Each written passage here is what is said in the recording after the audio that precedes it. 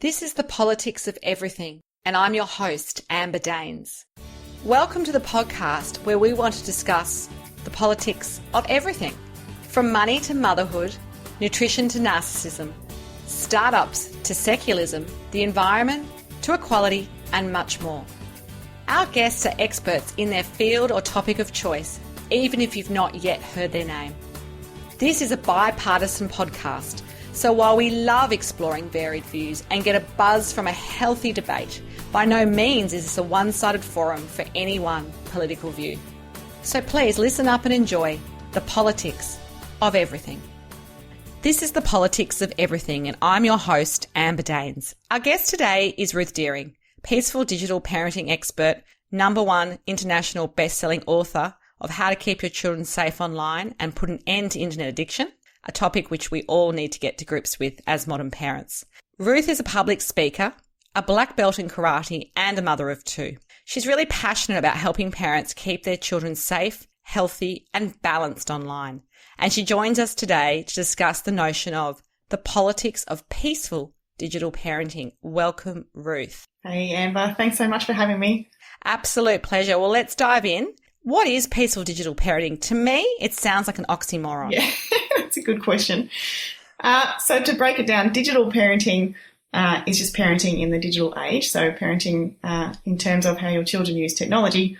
Peaceful digital parenting is helping your children use technology in a way that they can gain the benefits from it without suffering from the pitfalls. Because you find that the pitfalls of technology generally create a not very peaceful life, not very peaceful home.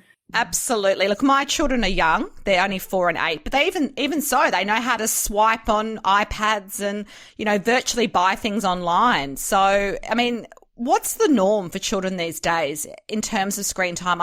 I know years ago, it was sort of like 1 hour a day would be enough, but realistically, how is that even possible with, I guess, programming at school and everything being so digital? I mean, do these standards need to still stay so strict? I think the standards are important. The standards and the norm are two very different things. So what's recommended, for kids under 2 years old or nothing, recommended is zero technology. But the recommendations is not what's happening. So there would be very, very few kids that I would be aware of that actually stick to those minimums. I think in most households, the actual usage is far higher than it should be. But different children are different as well. And some children can handle more than others. I think that a lot of mums do, a lot of parents, we do turn to technology quite quickly, and our kids love using technology. So they will use it as much as they can, and often it's up to us as to, to draw the line of what's okay and what's not, or how much, when enough is enough. Yes. And I guess on that, is there standards that you've come up with? I mean, do you generally say nothing for under 2s, couple of hours for older children in high school? Who knows? I mean, do you have something that you think generally works, knowing that every child is different? Yeah. I mean, generally it is nothing. I'm a very firm believer, nothing for 2 years old or under. Above that, an hour a day up until probably the age of 4 or 5. From then on, up to a couple of hours a day is okay. It really shouldn't actually go over 2 hours a day. But I mean, that it's not, again, what's recommended is certainly not what's happening. I mean, on average, kids are spending 8 hours a day online. Yeah, that's a lot. It is a lot. It's like a full work day almost. It's almost like what adults would do perhaps if they had a desk job. That's it. And I mean, it's not just how much they're there, it's the times of day they're there and obviously what they're doing on there. But, the times of day makes a difference too. So as kids get older and become, teenagers, it's more about putting time aside when they're not online. So, obvious times like, dinner times where it's just inappropriate, close to bedtime, certainly during the night, that becomes more important as kids get older. So what about techno tantrums? I've experienced them in my own household. I mean, are there long-term risks if we don't place limits, and I guess known limits that the kids are aware of when it comes to things like online gaming or even watching TV quite passively? What do you think is the solution there?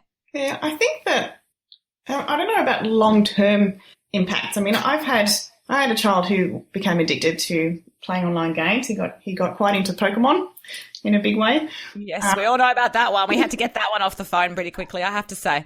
Yeah. I mean, and these games are designed to be addictive, and they tend to work quite well. I don't think it's a long-term effect as such. I think it's something that can be managed. I think that I know with my children, my son particularly was online way too much, and it was definitely having effects on him, and he was having massive tantrums when it was time to get him off the games. And even when he wasn't playing the games, he was running through scenarios in his head, and he was just completely obsessed. Wow. That wouldn't be unfamiliar, I suppose, but when you hear it like that, it just sounds like it's taking kids away from, I guess, reality in a way. It is, and it has a lot of effects. My son was affected quite badly socially by it, because we'd walk to school together, and we'd turn up there, and his friends would say hi, say hello to him, and he just would ignore them. And he wasn't trying to ignore them. I honestly don't think he was trying to be rude, but he just didn't hear them. Like, he just wasn't there. He was so in his head, and he was so playing these games in his mind, so he didn't even have to be actually using a device. Wow, yeah. That's incredible. And I guess on that, I know you say you're not really aware of long-term risks. I have read that, a couple of studies have shown that there is signs that the generations of people online, and probably more the teenage age, that the frontal lobe is actually shrinking, and they don't really have a lot of capacity for, I guess, concentration, and, that short-termism, I guess, is the risk. Yeah, I think there are actually. I probably didn't answer that very well. There are long-term risks, but what I'm saying is that I think that they can be stopped. Like, I think that if someone is on their devices too much, I think that if you stop them using their devices so much, then you can minimise those risks. If they continue on in that much, then there would be long-term risks for sure. Yeah, definitely. Physical, mental, emotional. Yeah, and I guess the social, which you touched on as well, which is a big one. So in your own experience, you have touched on perhaps the experience with your son about navigating parenting, or guiding parents in a digitally obsessed world. I read something recently that parents are struggling to switch off their smartphones themselves at mealtimes. So we're not modeling great behavior, a lot of people. So, a lot of kids will say, Mum, Dad, get your attention, eye contact, all the things we say that we want from the kids. But the irony is they're saying, well, parents aren't doing it. So I guess it's got to work both ways. Absolutely. And I think parents have so much more control than they realise, and so much more. Kids mimic their parents. And we know that when kids are young, when you have a conversation and you think your kids aren't listening, and then 2 days later they parrot back word for word what you just said 2 days ago. So kids definitely copy their parents, and kids want their parents to spend less time online. They want our attention, and they need that, they crave that. And when parents and it is often the parents that are spending so much time online and prioritising their phones over their own kids, that has a huge impact. And of course, kids are learning from that. So what do we expect? We kind of, a lot of parents are thinking, do what I say and don't do what I do. And that, it just doesn't work. It's just not absolutely working. No, I definitely agree. I'm very big on no devices at meal times, and I even know amongst adults, we've got a deal on with some friends that whoever pulls their phone out first, if we're out for a nice dinner, has to pick up the whole tab. So there's, we try and create those sorts of motivations. But I hear you on the mimicking experience, and I guess it's really all up to all of us to be consistent on that. We'll kind of go into I guess some of the platforms. So the pull of social media is big, and in your experience, what do you think the right age is to allow kids to go on Facebook or Snapchat or Instagram? And because those safety issues are completely challenging. It's a first time for most of us to know how to navigate that when you don't really know who your kids are talking to, what they're talking about. Are there any guidelines when it comes to social media? Yeah, absolutely. The minimum legal ages are generally 13, sometimes older, different platforms. But generally it's 13. Now, most kids really don't care about that. And, on some platforms, the majority of users are underage, and they don't think it's a big deal. The reason those minimum ages are there are because kids they don't have the emotional intelligence to keep themselves safe on social media. And a lot of adults probably don't either. But certainly kids just, they're going to say silly things. They're going to share things that they shouldn't be sharing. Things are going to affect them. They're going to stuff, well, they are, some of them stuffing up future career opportunities, doing some really silly things. You see posts. I've seen posts from 16-year-olds sharing what drugs they're going to sell at the party that night. Unbelievable. Wow. And they haven't sort of, I guess, had the experience to know what the consequences are yet of that. They just have absolutely they just have no clue what the effects of what they're actually doing. So 13 is the minimum age, and that is there for a reason. In saying that, the problem is that so many kids that are younger want so badly to be on social media. I mean, you put yourself in a child's perspective. If you're 10 years old and your friends are all on, I won't say Facebook because they're not using Facebook these days, but let's say they're all on Snapchat. And there's a lot of stuff happening on Snapchat and your child really wants to use it. And so they ask you, they say, hey, mum, hey, dad, I really want to use Snapchat. All my friends are there. And you say, look, honey, I understand you want to be there, but you're just a bit too young. In a couple of years, it won't be a problem. So your child goes, oh, okay, blah, blah, blah, blah. All right, fair enough. But what they're going to do, if they really want to be there, they're going to just get on there behind your back. Right. And how would they do that? Is it because they got access to phones? Is that the thing? Yeah, it's not hard at all. I mean, kids are very, very tech savvy. Like I say, from a young age, they're swiping screens before they're talking and they're pretty smart. There's so many ways around it. There's plenty of ways they can cover their tracks. They can even check in at school. They can use someone else's device. They can create a username, password, create an account, and you just have absolutely no idea they're there. And I think the problem there is that if they're on social media without you knowing, and in an awful lot of cases that is what's happening, then they can't come to you for help. Yes, of course. There's a bit of, then they have to admit they're on in the first place. And then they think they're going to get in trouble, so they just don't want to feel that like they can't get the help, but they desperately need that help. So then they're on there. I think the thing is that when kids ask for access to social media, it's really about finding out, well, how much do they want it? And do they want it badly enough that effectively they're just going to get on there anyway? In which case it may be worth setting them the rules up front, and certainly helping them. Kids need guidance. They can't be on social media at a young age on their own. No, of course not. Of course not. And I guess that comes down to access. And I think these days most people have more than one computer. So you might, traditionally you might have had one computer that's, in the living area or in the study that all the family's using. But lots of kids have laptops for school now with internet access. And I've seen, 8 or 9-year-olds with phones at school. So it's interesting. I think the access point might be something which we're giving to them, but we're not sort of educating them with it. And I suppose I'm looking for some ideas on, is it about parents? Is it about teachers? Is it about communities? How can we really keep up with what is really a fast changing system? Yeah, I mean, it's about everyone. It's a team effort, certainly parents, teachers, kids, all working together. I think, I believe it comes down to communication and education. And certainly parents need to understand that there is a lot involved in keeping our kids safe, and it is changing so fast. So there's a lot that they need to know. And I think, if you're going to allow your kids to use these devices, which they generally are, then giving them the tools they need to be safe is a part of that. Yes. And, it shouldn't really be viewed as a separate thing. People say, I can't afford, or I don't have the money to pay for other stuff. If you've got the money to pay for the devices, then you have the money. You have the responsibility that goes with that to keep your kids safe and teach them how to use them. No, I totally agree. And do you think, in terms of a practical level, are there any, obviously there's your book, which is a great resource, but are there other sort of practical programs that maybe involve both the students or the kids and parents so that it's a conversation that can be started? Because I think sometimes it's a tense conversation. Kids see it as you're taking away my social life or my freedom. So that often, if it comes from a parent, I think can shut down that conversation, and that's where they might secretly go off and do things. There are some really great resources out there. I've actually created one myself because I think there was a gap. I find, I read so many articles, and at the end of the article, they always say it's really up to parents to keep their kids safe, but they don't tell parents how, and it's not an easy thing to do. So I've actually created a course based around that. I actually have it's a 10-week online training course, and it guides parents step by step. It breaks it all down into bite-sized chunks that are very easy to understand about all the aspects of how to keep kids safe online.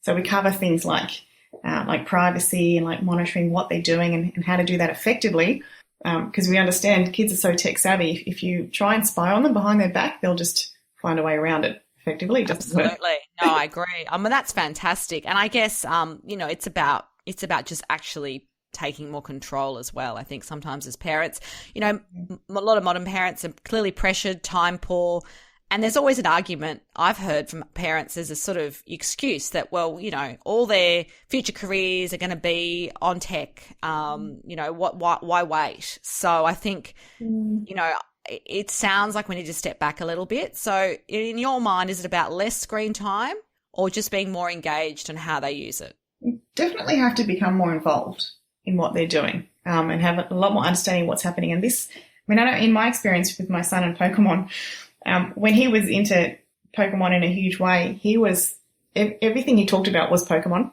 And for those listening who know what Pokemon is, it's actually quite complex. There's a lot of different characters and they it's like a different language. I know. I sort of struggle to keep up with it all. It's crazy different language. And while my son was speaking what I call Pokemon language and I was speaking an English language, we weren't talking the same language. And so what was happening was I at that point in time really wasn't interested. I couldn't care less about Pokemon. And that was pretty obvious to my son. So he interpreted that as, well, I don't care about this thing that is the most important thing in his world. So that kind of came across as then, well, I don't really care about what he's doing and I not really that fussed about him is the way he was interpreting it. Okay, that's interesting. So that's not how, we're seeing it as, well, that's not that important to me, but they're taking this much more personally. And so one of the huge breakthroughs that I had was going, well, hang on, if it's quite clear to him that I don't care about his world or what's going on for him, then why should he care about anything that I have to say? So one of the huge things that I had was, well, I have to actually get involved and I'm going to have to grit my teeth and force myself to understand, well, what is this Pokemon? What is this language? And, what exactly is he doing? And there are some positives out of it. There's some certainly not positives out of it. But, I had to understand, well, what's he doing and actually take an interest. And it's only through doing that you can start really breaking down these barriers, these language barriers, and actually helping our kids through what they're doing. And it's very hard to keep them safe online if we don't have a clue what they're doing there. I totally agree. We also have to keep up to date. Mm-hmm. And I guess as kids get older, one of the things that seems to be a bit of an epidemic at the moment is with teenagers, the online bullying on the rise. So once upon a time, I remember, some 25 years ago, I'd come home from school and the bullying would end at the door. So even if someone had said something or been a certain way to you, you go home and you'd be safe. So we're not there now. We basically, it's carrying on. It's going on, like you say, on the devices. People have them in their bedrooms. We don't really always know what they're doing. What can, I guess, the schools, the kids and the parents do to try and combat this? It's not, I don't think bullying is really, well, it is a teen thing, but it's not just a teen thing. It actually starts much younger. I did a talk at a school a little while ago, and it was at primary school. So the oldest kids were in year 6 or 12 years old. And I asked them to put up their hands who had a mobile phone. And I was stunned that, I reckon 95% put up their hands. And then I said, leave your hand up if you're using social media. And I didn't see any hands go down. And then I said, leave your hand up if you've seen some sort of cyberbullying. And again, I didn't see any hands go down. So this is starting really, really young. And it's a cultural thing. I think, behind a screen, kids are not getting that empathy thing. This is a real cultural thing. They're not understanding that there's someone on the other side of this. And that person might be reading messages and, going home and just bawling their eyes out. And they don't have, then that person might be getting really depressed. Maybe they're, wanting to hurt themselves or do these horrible things. And they just don't understand the impact of what they're doing. One of the principal I spoke to also recently came up with a fantastic idea. And she said, she got hold of one of the people that was bullying, who was saying nasty things to someone else, and she forced the child to go up to the other child and actually say face-to-face what they'd said online, what they'd written. And that child couldn't do it. They just broke down and burst into tears and they just couldn't do it.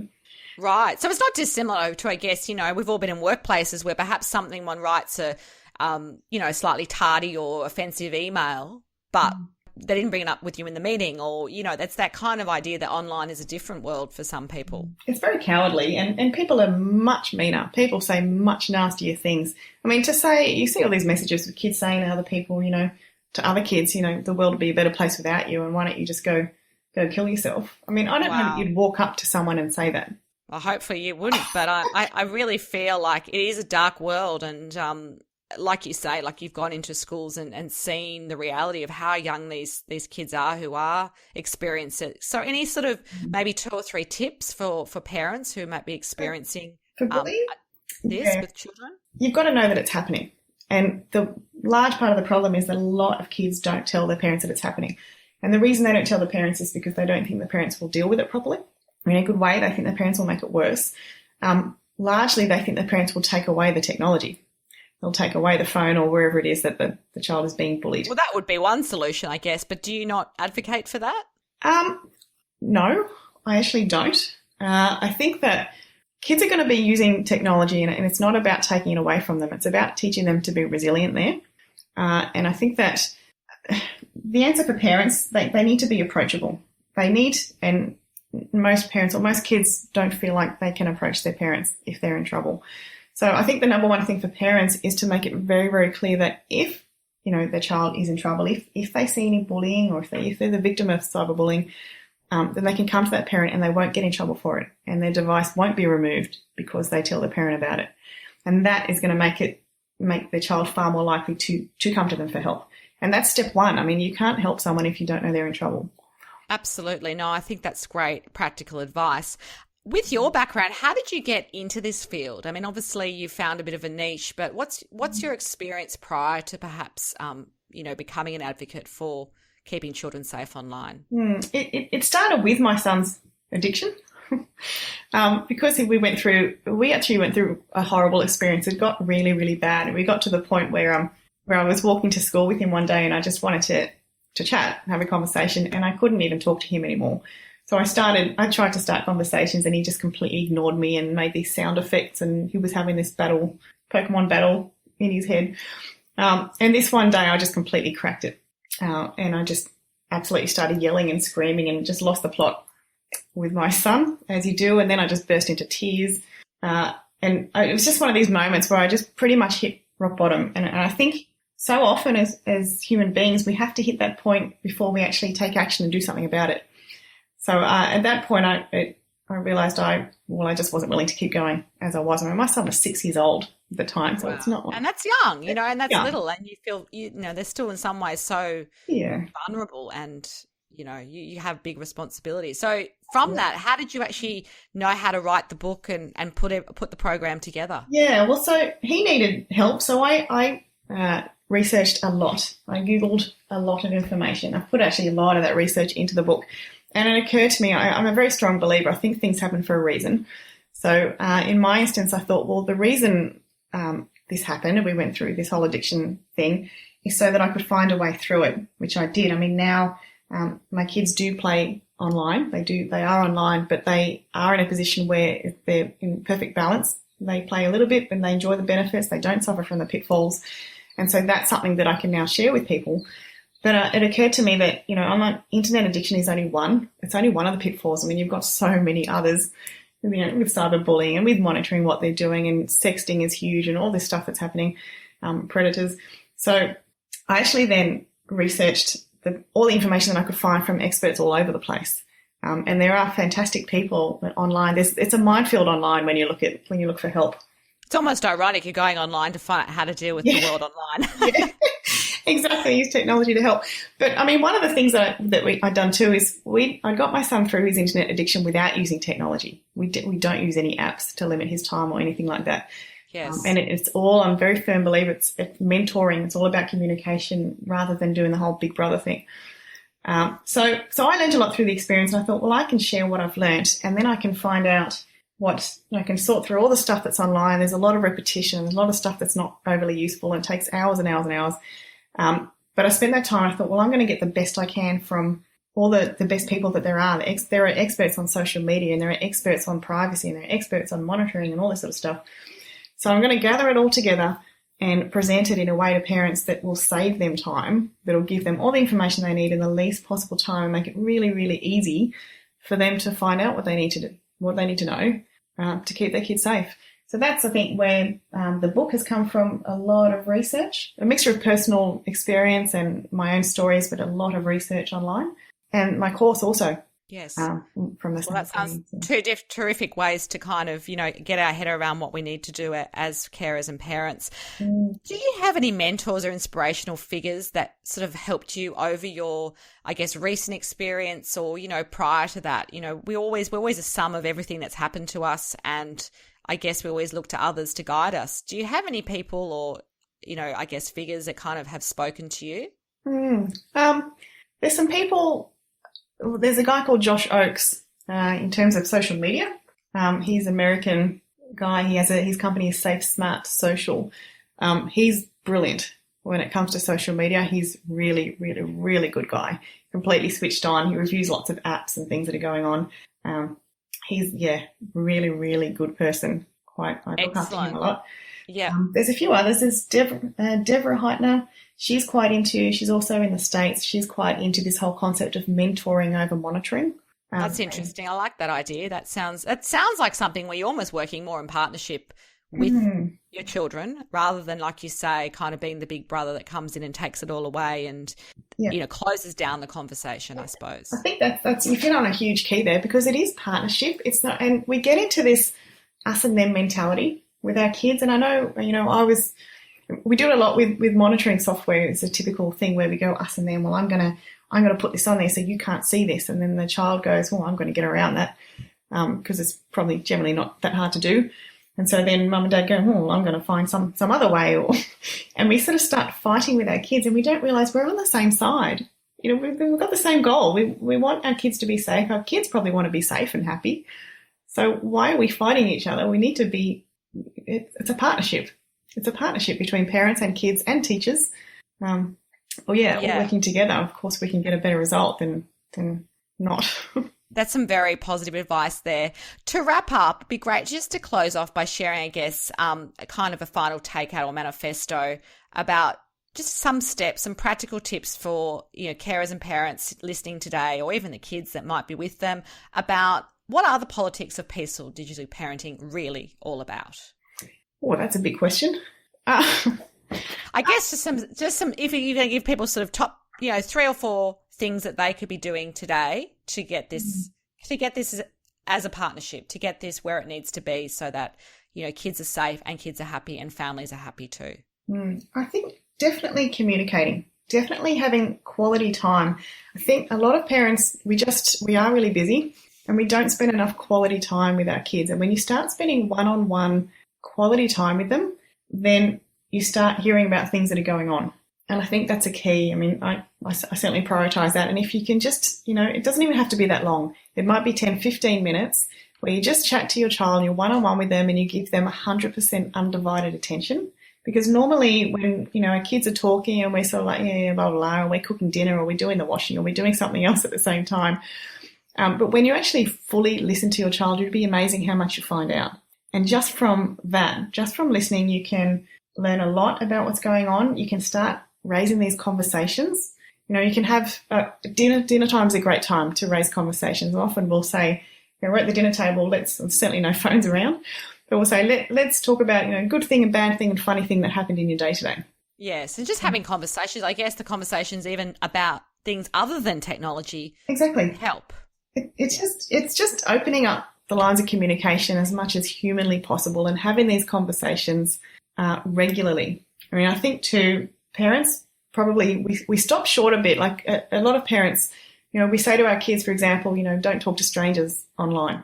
And then we think, well, our kids are responsible and I've told them not to talk to strangers online, so they won't. And I think we don't understand, well, that's not quite going far enough. I mean, from your child's perspective, they might say, well, this person isn't a stranger because I've spoken to them a few times online now, so now I know who they are.